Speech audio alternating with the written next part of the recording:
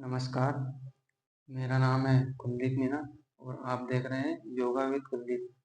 और हमारा आज का विषय है कपालभाति प्राणायाम। तो कपालभाति प्राणायाम को कैसे करना है, उसकी सही टेक्निक और सही विधि के बारे में हम जानेंगे और साथ में उससे होने वाले कुछ लाभ, उनके बारे में भी चर्चा करेंगे।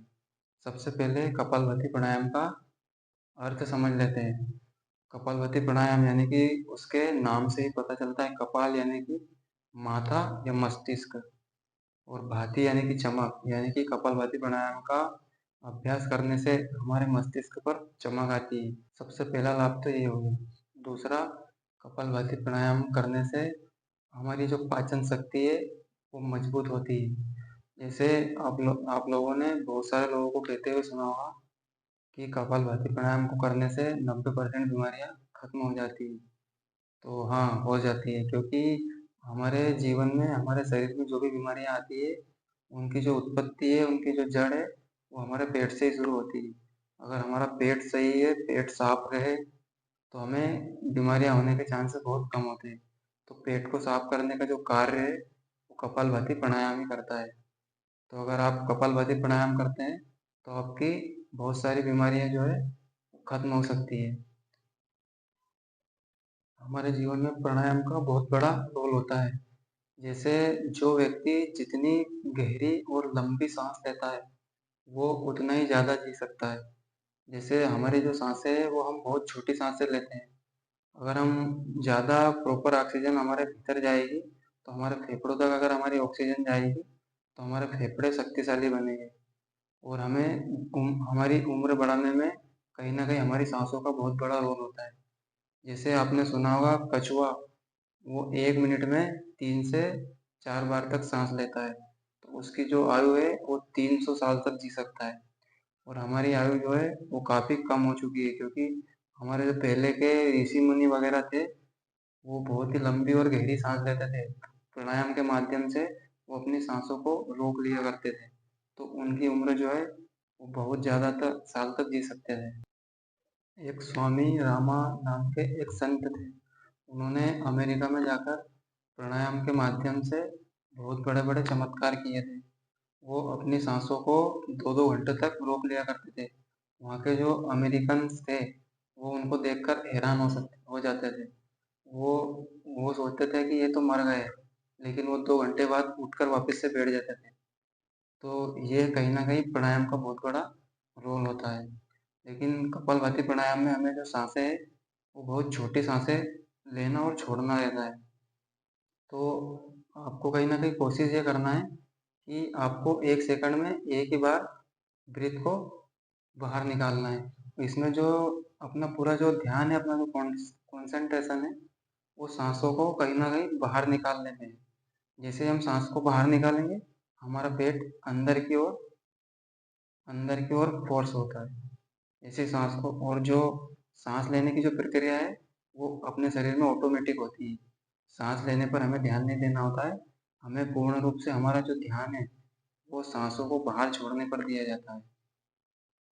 कपालभाति प्राणायाम को करने से हमारे शरीर में हीमोग्लोबिन की जो कमी है, कहीं न कहीं उसकी भी पूर्ति होती है।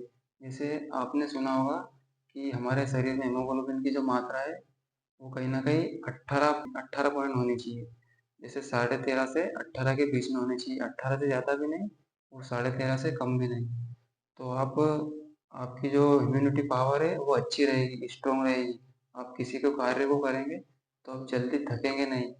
तो कहीं न कहीं इम्यूनिटी बढ़ाने में और हीमोग्लोबिन की मात्रा को बढ़ाने में भी कहीं न कहीं कपालभाति प्राणायाम का रोल रहता है। हालाँकि बहुत सारे लोग कैप्सूल्स वगैरह भी खाते हैं। जैसे प्रोटीन हो गया, कैल्शियम हो गया, मुट्ठी भर-भर के वो कैल्शियम की इनकी गोलियाँ खाते हैं। फिर उन गोलियों का गलत असर हो जाता है, फिर बीपी हो जाता है, शुगर हो जाता है। फिर उसको ठीक करने के लिए वापस से वो दवाइयों का सेवन करते हैं। तो कहीं न कहीं दवाइयों का सेवन बहुत ज़्यादा मात्रा में सही नहीं होता है। तो आप जितना हो सके उतना कम ही दवाइयों का उपयोग करें। क्योंकि हमारे भारत में योग की जो उत्पत्ति हुई है, आयुर्वेदा की जो उत्पत्ति हुई है, वो इसी चीज़ के लिए हुई है। लेकिन हमारी जो नई जनरेशन है, जैसे हम उम्र हो गए, आपकी उम्र के कोई भी व्यक्ति हो गया, तो हमें क्या रिजल्ट जल्दी चाहिए। तो रिजल्ट जल्दी चाहने के चक्कर में हम क्या है अंग्रेजी दवाइयों का उपयोग करते हैं। लेकिन अगर हम योगा या फिर आयुर्वेदिक प्रोडक्ट का इस्तेमाल करते हैं, हालांकि उनमें हमें जो उसका लाभ है वो कम समय में बहुत ज़्यादा देखने को नहीं मिलेगा। उसका जो प्रयोग है वो जो है वो लाभ बहुत धीरे धीरे करता है, लेकिन उसका जो इलाज होता है वो परमानेंट होता है। अंग्रेजी दवाइयाँ सिर्फ टेम्परेरी काम करती है, हमें वो हमेशा के लिए हमें ठीक नहीं कर सकती। तो आइए हम इसका अभ्यास कैसे करना है उसके बारे में जान लेते हैं। सबसे पहले अनु सबसे पहले हमें कपालभाति प्राणायाम करने के लिए सीधे स्ट्रेट बैठ जाना है। गर्दन सामने की ओर रहेगी, एकदम सीधे। और हमारे हाथ की जो पोजीशन है वो इस प्रकार घुटन पे रहेगी, एल्बो से स्ट्रेट रहेगी। कपालभाति प्राणायाम करने के लिए आपको 4 से 5 बार तक लंबी गहरी सांस लेना है।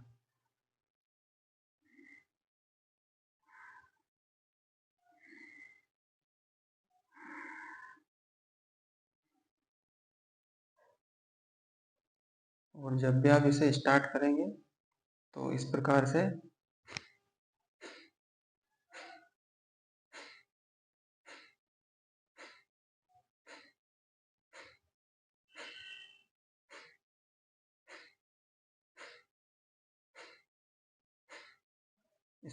आप इसका शुरुआत कर सकते हैं। शुरुआत में आपके लिए बेहतर होगा कि अगर आपने इसका प्रयोग पहले कभी नहीं किया इसका अभ्यास, तो आप स्टार्टिंग में इसे कम ही करें।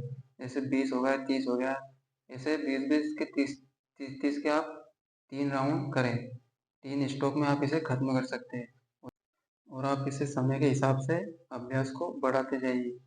लास्ट में हमें 120 तक ले जाना रहता है।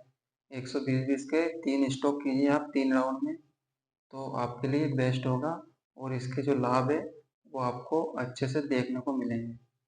कपालभाति प्राणायाम करने के लिए बहुत सारे लोग कुछ गलतियाँ करते हैं जिनके बारे में हम जान लेते हैं।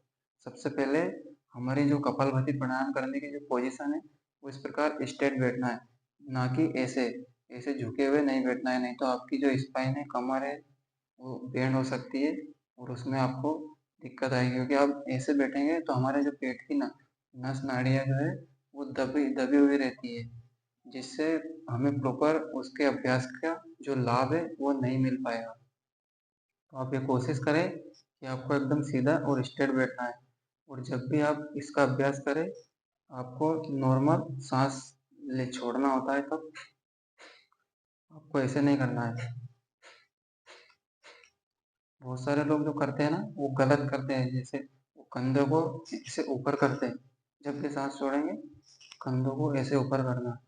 तो वो वाला अभ्यास आप नहीं कीजिएगा, क्योंकि वो पूर्ण रूप से गलत ही है। तो इस तरह से आप कपालभाति प्राणायाम का अभ्यास करेंगे तो आपको इसके फायदे अच्छे से देखने को मिलेंगे। लोगों का डाउट रहता है कि इसका जो अभ्यास है वो किस समय करें।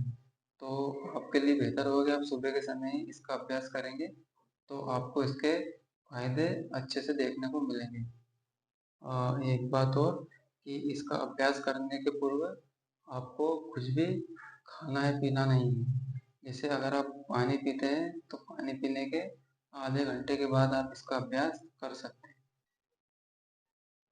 आशा करता हूँ कि आपको वीडियो बहुत पसंद आया होगा और मिलते हैं किसी अगले इंटरेस्टिंग वीडियो में। तब तक के लिए जय हिंद, जय भारत।